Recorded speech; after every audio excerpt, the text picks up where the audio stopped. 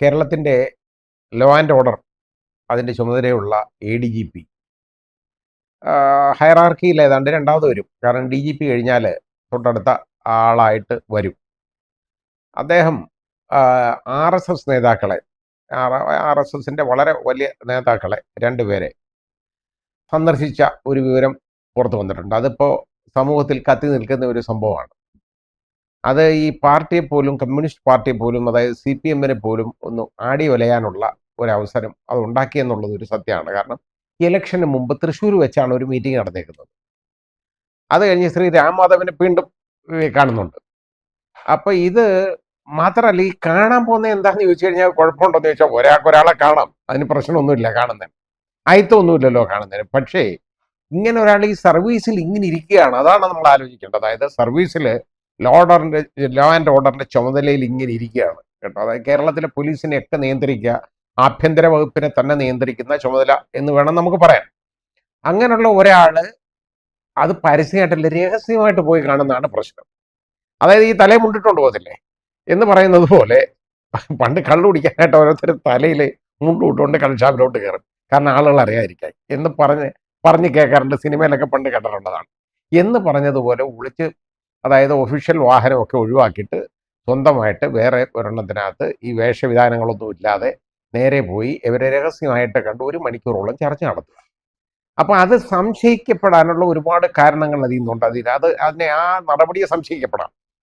ഇപ്പോൾ ഇലക്ഷൻ്റെ ആ പീരീഡാണ്, അപ്പോൾ ഒരു കൊടുക്കൽ വാങ്ങലിൻ്റെ പ്രശ്നമാണ്. അതിപ്പോൾ ADGPക്ക് എന്താ കാര്യം എന്ന് ചോദിച്ചു കഴിഞ്ഞാൽ, ADGP അല്ല പൊളിറ്റിക്കലായിട്ടുള്ള കാര്യം തീരുമാനിക്കുന്നതെന്നൊക്കെ പറയാം ആലങ്കാരികമായിട്ട്.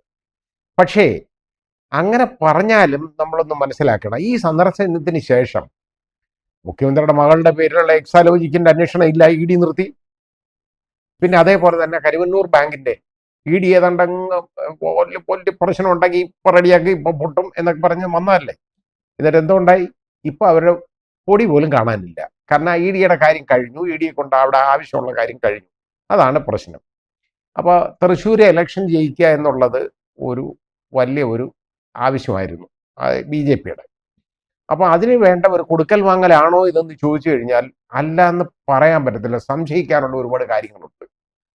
അപ്പോൾ അങ്ങനെ വരുന്ന ഉടനെ ഇതിനി ചോദിക്കുക, അന്നേരം അത് മുഖ്യമന്ത്രിക്ക് പറയാം, അതെ ഞാൻ അന്ന് അറിഞ്ഞല്ല, ഒരു ഉദ്യോഗസ്ഥൻ അവരെ കാണുമ്പോൾ ഇപ്പം ഞങ്ങൾക്ക് വേണം എന്ന് ചോദിക്കാൻ പറ്റും.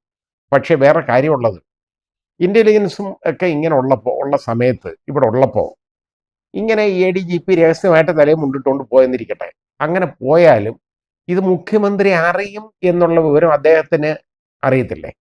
ADGPക്ക് അറിയാം, അതിനുള്ള ബുദ്ധിയുള്ള ആളാണ് അദ്ദേഹം എന്നുള്ളത് എനിക്കറിയാം. അതുകൊണ്ടാണ് ഞാൻ പറഞ്ഞത്, ഈ മുഖ്യമന്ത്രി ഇത് അറിയുമല്ലോ എങ്ങനെയായാലും. അപ്പം മുഖ്യമന്ത്രി ഇത് അറിയാതിരിക്കാൻ ഉള്ള പ്രശ്നം അദ്ദേഹത്തിനില്ല. കാരണം ഇതെങ്ങനെ പോയാലും മുഖ്യമന്ത്രി അത് അറിയും എന്നുള്ള വിവരം അദ്ദേഹത്തിന് അറിയാം. അപ്പോൾ അങ്ങനെ പോകണമെങ്കിൽ അത് മുഖ്യമന്ത്രിയുടെ ആവശ്യത്തിന് വേണ്ടിയല്ലേ പോയേക്കുന്നത്. അത് മാത്രം നമ്മളൊന്ന് മനസ്സിലാക്കിയാൽ മതി. ഇത് മുഖ്യമന്ത്രി അറിയും എന്നുള്ള ഒരൊറ്റ കാരണം കൊണ്ട് തന്നെ നമ്മൾ മനസ്സിലാക്കണം, മുഖ്യമന്ത്രിയുടെ ആവശ്യപ്രകാരം മുഖ്യമന്ത്രിയുടെ ദൂതനായിട്ട് പോയി എന്ന് പറയുന്നതിനകത്തൊരു സംശയമില്ല. അല്ലാതെ ഇപ്പോൾ ADGPക്ക് പോയി ഇവരെ ഈ രാഷ്ട്രീയ നേതാക്കളെ കണ്ടിട്ട് ADGPക്ക് പ്രത്യേകിച്ച് നാളെ മന്ത്രിയാവാനോ അതിന് കേന്ദ്രമന്ത്രിയാവാനോ അല്ലെങ്കിൽ അതങ്ങനെയുള്ള കാര്യങ്ങളൊന്നും അതിലില്ല. പണ്ട് സെൻകുമാറിനെതിരെ ഇതേപോലുള്ള ആരോപണമല്ലേ ഉയർത്തിയല്ലേ സെൻകുമാറിനെ ഇതിൽ നിന്ന് ഒഴിവാക്കി വിട്ടത്. അപ്പൊ അങ്ങനെ വരുന്നുടനെ ഇവിടെ മാത്രം ഇപ്പോഴെന്താ ഈ പ്രത്യേകത ഉള്ളത്? അത് ആ കൊടുക്കൽ വാങ്ങൽ എന്നുള്ളത് ഏതാണ്ട് ക്ലിയറാണ്. ബാക്കി ഇത് എങ്ങനെയൊക്കെ നടത്തിയെടുത്തു എന്നുള്ളതിനെ കുറിച്ച് നമുക്ക് അറിഞ്ഞൂടാ. ഇനി ഈ പൂരം കലക്കുന്നതുമായിട്ട് കൂട്ടി വായിക്കുമ്പോൾ അത് വലിയ പ്രശ്നം വരും. അതാ കാര്യം. ഒരുപാട് കാര്യങ്ങൾ സംശയിക്കാനുള്ളതുണ്ട്. ഇനി അദ്ദേഹത്തിലൂടെ ആരൊക്കെ പോയി എന്നോ കൂടെ പോയ ആളിനെ കണ്ടാൽ നമ്മൾ ഞെട്ടിപ്പോകുമെന്നൊക്കെ VD സതീശൻ പറയുന്നുണ്ട്. ഇതുവരെ ഞെട്ടാനുള്ള ഒന്നും ഞാൻ കണ്ടില്ല, എനിക്കറിഞ്ഞൂടാ. സതീശനെ അറിയാമെങ്കിൽ ഇത് VD സതീശൻ പുറത്തു വിടണം. ഇത് ഇങ്ങനെ ഒരു വിവരം അറിയാമെങ്കിൽ അത് അങ്ങനെ പൊട്ടിക്കാൻ കാത്തിരിക്കേണ്ട കാര്യം എന്താണ്? ഈ പേരറിഞ്ഞാൽ ഞെട്ടും. ഇവിടെ ഒന്നും ഞെട്ടുന്നതൊന്നും നമ്മൾ കണ്ടില്ല. അത് പുറത്തു വിടണം, അറിയാവുന്ന വിവരങ്ങൾ. ഒരു പൊതുപ്രവർത്തകൻ ചെയ്യേണ്ടത് ഇങ്ങനെയുള്ള ഒരു വിവരം ഉണ്ടെങ്കിൽ അത് പുറത്തു വിടണം, അത് സമൂഹത്തിന് അറിയണം. അതാ കാര്യം. അതിന് സമൂഹത്തിനുള്ള അവകാശമുണ്ട്. അപ്പോൾ അത് മറച്ചു വെച്ചിട്ട് ഇത് അനങ്ങാതിരുന്നിട്ട് അങ്ങനെ വിട്ടു ഇങ്ങനെ വിട്ടു എന്നൊക്കെ പറഞ്ഞ് നമ്മൾ ഒരുപാട് ഫലപ്രകൃതിയൊക്കെ നമ്മൾ കണ്ടതാണ് എന്ന് പറയുന്ന പോലെ ഉള്ളൂ, അല്ലാതെ വേറെ കാര്യമൊന്നും ഉള്ളതല്ല ഇതിനകത്തൊന്നും.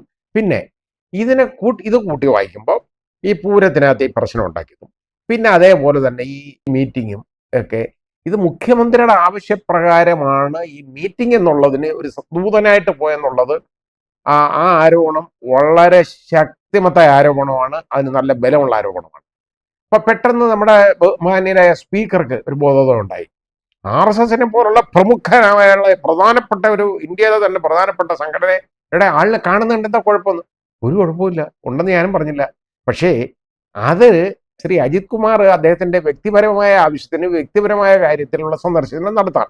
പക്ഷേ ADGP ആയിട്ട് ഇരിക്കുമ്പോൾ അത് ചെയ്യാൻ പാടില്ല, അതേ ഉള്ളൂ. അല്ലാതെ ആ സ്ഥാനം വഹിച്ചുകൊണ്ട് അത് ചെയ്യാൻ പാടില്ല എന്നുള്ളതല്ലാതെ വേറെ ഒന്നും ഞാൻ പറഞ്ഞില്ല. ചെയ്യാം, പക്ഷേ ഇതുപോലുള്ള സംശയങ്ങൾ വരും.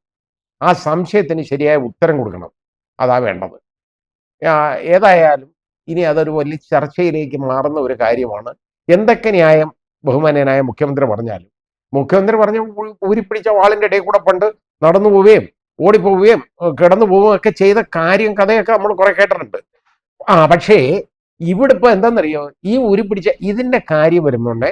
മാർക്സിസ്റ്റ് പാർട്ടി ഇതുവരെ അങ്ങനെ ചെയ്തിട്ടില്ല. കമ്മ്യൂണിസ്റ്റ് പാർട്ടിയുടെ നയമല്ല. കമ്മ്യൂണിസ്റ്റ് പാർട്ടി ഇങ്ങനെ RSSനെ പ്രീണിപ്പിക്കാനൊന്നും പോയിട്ടില്ല. എന്നാൽ ഇതെന്തുകൊണ്ട് പോയി എന്നുള്ളതൊന്ന് പറയട്ടെ. അപ്പൊ ഇത് മോളുടെ, അതായത് അദ്ദേഹത്തിന്റെ മകളുടെ അഴിമതി ആരോപണത്തെ കുറിച്ചുള്ള അന്വേഷണം വന്നു. പ്രശ്നം വന്ന് കണ്ടു കഴിഞ്ഞപ്പോൾ ED അന്വേഷണം ഇപ്പോൾ വന്നു. ED അങ്ങനെ ചെയ്തുകള ഇങ്ങനെ ചെയ്തുകള എന്നൊക്കെ പറഞ്ഞു. കേസിന് ഇവിടെ കൊടുത്തു, തള്ളിപ്പോയി. നേരെ അവിടെ കൊണ്ടുവന്ന് ബാംഗ്ലൂർ കൊണ്ടു കൊടുത്തു, അതും തോറ്റുപോയി.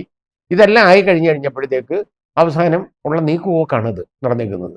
അത് മനസ്സിലാക്കണം, തിരിച്ചറിയണം. അല്ലെങ്കിൽ ബഹുമാന്യനായ മുഖ്യമന്ത്രി ഇത് ശരിയായിട്ട് ഇതൊന്ന് പറയണം. എന്തിന് പോയി, എന്തായിരുന്നു കാര്യം എന്നുള്ളത് പറയണം. അതുപോലെ തന്നെ ഒന്നുമില്ലാതിരുന്ന് ഈ ആഭ്യന്തര വകുപ്പ് ഒരു കാരണവശാലും ഈ പൂരത്തിന്റെ കാര്യങ്ങളിൽ ഇടപെടാതിരുന്ന ആഭ്യന്തര വകുപ്പിലെ ഉയർന്ന ഉദ്യോഗസ്ഥർ എന്തുകൊണ്ട് ഈ പൂരം കലക്കുന്നതിന് അവരൊരു നിമിത്തമായി മാറി എന്നുള്ളതിൻ്റെ ഒരു കാര്യം പറയണം. അതാ വേണ്ടത്. അത് വെളിവാക്കണം, വിശദമാക്കണം. പൊതുജനങ്ങൾക്ക് അറിയാനുള്ള അവകാശമുണ്ട്. ഇത് ശ്രീ സുനിൽ കുമാറിന് ഒരുപാട് ഉപദ്രവം ഇതുമൂലം ഉണ്ടായെന്നുള്ളത് സത്യമാണ്. കാരണം ഈ പൂരം എന്ന് പറയുന്നത് തൃശ്ശൂർക്കാരുടെ ഒരു വികാരമാണ്. അത് ആ രീതിയിൽ ഉള്ളപ്പോൾ അത് ഒരു കാരണവശാലും ഇങ്ങനെ ഈ ഒരു ഇടപാട് പാടില്ലായിരുന്നു. അതൊക്കെ വളരെ ഒരു വിശുദ്ധമായ ഇടപാടെന്ന് പറഞ്ഞാൽ യഥാർത്ഥത്തിൽ അത് കൂടുതൽ ഒരു മതപരമായ ഒരു നടപടി എന്ന് വേണം പറയാൻ. അതല്ലാതെ ജനങ്ങളെ കാണിപ്പിക്കാൻ മാത്രമല്ല, രണ്ട് ഭഗവതിമാര് തമ്മിലുള്ള മുഖാമുഖം ഉള്ള സന്ദർശനം ആണ്. അതൊരു വലിയ ആശയമാണ് അത് കാണിക്കുന്നത്. അത് ഞാൻ പറഞ്ഞില്ലേ, അത് എന്തുമാത്രം വികാരം വ്രണപ്പെടാൻ ഇടയുണ്ടാക്കിയിട്ടുണ്ടെന്ന് ആലോചിച്ച് നോക്കുള്ളൂ ഈ സമൂഹത്തിന്റെ. ആ ബുദ്ധിമുട്ട് ഒരുപാട് പേര് അങ്ങനെ ഉണ്ടായിട്ടുണ്ട്. അതേതായാലും അതിനെക്കുറിച്ചുള്ള വിശദീകരണം വേണം. ഇതുമായിട്ടൊക്കെ അത് കൂട്ടി വായിക്കുമ്പോൾ പ്രശ്നമുണ്ട്. അത് മനസ്സിലാക്കണം, തിരിച്ചറിയണം.